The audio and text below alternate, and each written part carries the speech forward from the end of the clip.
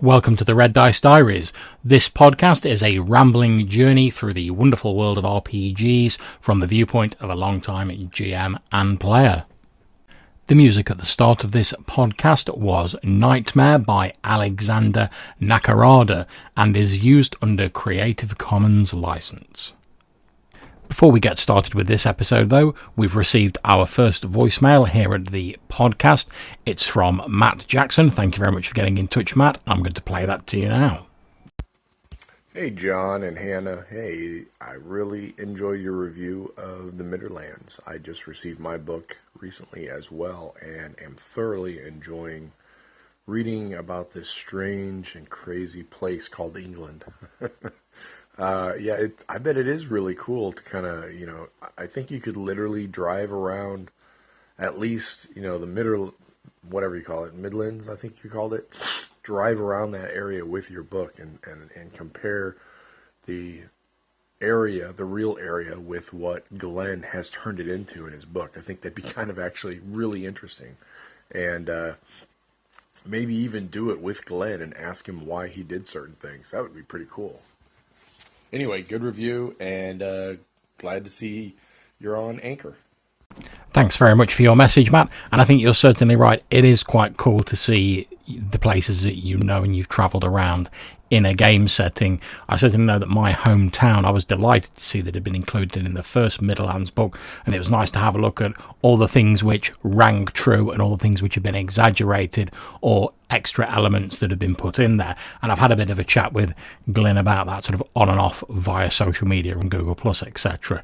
I think your idea about travelling around some of these places and looking at them is a great one, and it'd also be really good to get some of Glenn's input on why he made certain decisions that he did about the Midlands, and that's definitely something I'll be looking to see if he's interested in perhaps recording a podcast or an interview about in future. So thanks very much for your suggestions, Matt. Greatly appreciated. And in this episode of the podcast, I'm going to talk about creating a character in a role-playing session or campaign that allows you to focus on the elements of the game that you like and downplay the elements of the game that you don't like. And what do I mean by that? Well, just to give you an example, I personally am not a fan at all of puzzles in role-playing games. And I don't mean like traps or anything like that in D&D. That's absolutely grand. What I'm talking about are more the sort of like Legend of Zelda-esque puzzles where you have to like solve a riddle or you have to move some ridiculous puzzle to open a lock or something like that. And I'm not saying that such things don't have any place in fantasy.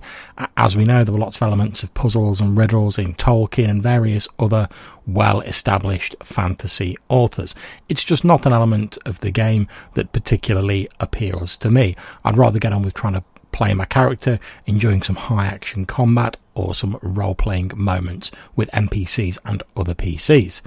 But I recognise the fact that this is just an element that doesn't appeal to me.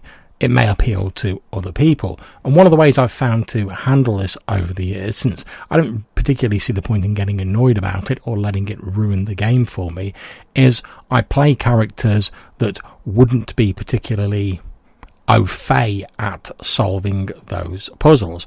And to give you an example of this, I'm currently playing in the Lawful campaign run by Rob the Swamper Davis. Very much enjoying that. It's a D&D 5th edition campaign set in Rob's own world. And in it, because I mentioned to Rob at the start that I'm not a particularly big fan of puzzles, and I think he knew that anyway. Now, we had a bit of a dialogue because he had an adventure coming up that was going to involve some puzzles, and he was like, well, I know you're not particularly keen on them, which I think is a good point to bring up at this moment of the episode. If you do have particularly bits of the games you don't like, you should at least mention that to your GM out of courtesy, if nothing else. But you shouldn't expect them not to include those elements at all, because there may be members of your party in your group who do like those elements. But because I knew they were coming, I was able to create a character, in this case a half-orc paladin, who wasn't particularly patient and didn't particularly rate these puzzles, these tricks, these traps, these weaknesses of a civilized society as he saw them. Now, while the other player characters were getting on with solving puzzles, it allowed me to sort of, like, in character, obviously, like, sort of huff and puff in the background and moan about the weaknesses of civilization, but not in a way that interfered with their enjoyment of this part of the game. And it also allowed me to reinforce my character concept without disrupting the game. And obviously I don't want to do that, because I want everyone in the group to be having an enjoyable time, even if we're involved in a bit of the game that's not particularly my thing. As I'd expect other people, if we were engaged in something like a religious debate between my character and another, and the whole debating with NPCs and like big long discussions with NPCs wasn't particularly their thing, I'd expect them to find some way around it without disrupting the part of the game that I do enjoy. So I think if you find yourself in a game and you know it's going to feature bits that you don't enjoy, create a character who focuses on the elements of the game that you do like, and that minimises potentially your involvement in those bits that you don't like, or at least creates a way for you to get involved that you are going to enjoy, whether it's huffing and puffing about the weaknesses of civilization as my half-orc was doing, or something else. Don't disrupt the game. Don't just sort of sit there with a cross look on your face while other players are trying to enjoy themselves. At least get involved a little bit, even if it's on the periphery.